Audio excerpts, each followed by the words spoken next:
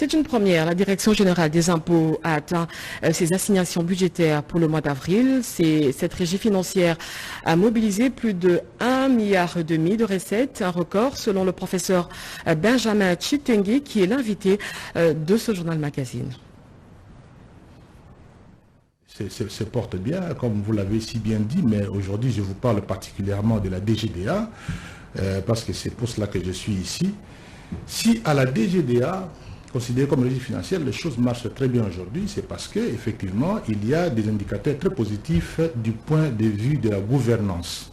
Et cette gouvernance ici consiste en deux volets.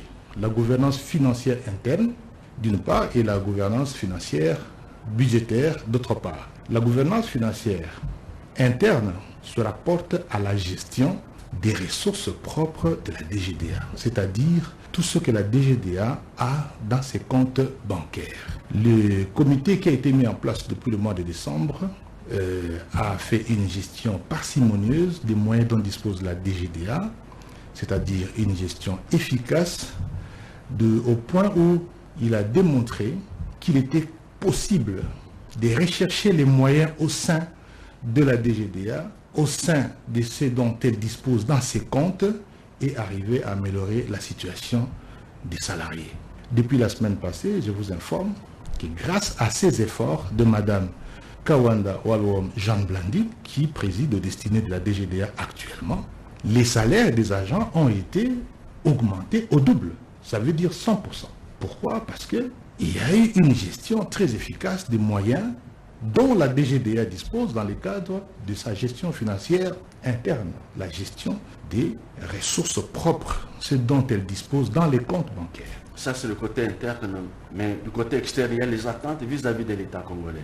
Oui, en fait, ça c'est le deuxième volet de la gouvernance financière de la DGDA. Ça veut dire qu'elle a aujourd'hui fait une gouvernance financière budgétaire qui consiste en ce que la DGDA donne à l'État comme recette. C'est le processus de maximisation des recettes de l'État pour permettre à l'État justement de faire face à ses besoins de souveraineté. La DGDA, pour mieux aborder cette question, il faut faire une comparaison entre les recettes de 2021 et les recettes de 2022.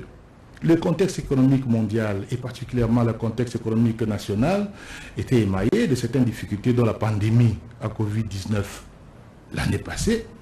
Mais en 2022, on constate qu'il y a l'aggravation des crises. Il y a des facteurs qui ont aggravé la crise économique sur le plan national comme sur le plan mondial, notamment la continuation des effets de la Covid-19. Il y a eu également la résurgence de l'insécurité à l'est du pays. Vous savez aujourd'hui les peines qu'endurent les opérateurs économiques pour arriver avec leur cargaison aux portes du Congo. Il y en a qui ne sont même pas prêts à payer la douane et donc il faut encadrer les recettes. Troisièmement, il y a la guerre en Ukraine qui n'est pas négligeable. Vous savez ce qu'elle a apporté aujourd'hui comme conséquence sur le plan international et même sur le plan national. Vous voyez la situation de carburant, tout ça, la douane est impliquée.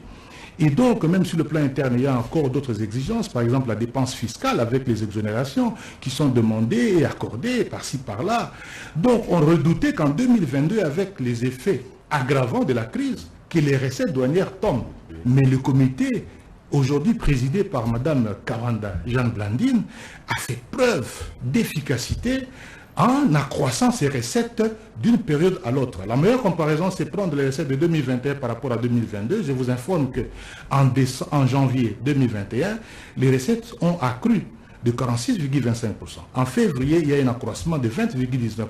Accroissement, oui, mais on ne parvient toujours pas à atteindre les assignations. Malheureusement, cette réforme phare qui devait apporter l'essentiel des moyens pour atteindre les assignations 2022 n'a pas été mise en œuvre à cause de certaines turbulences. Toutes les entreprises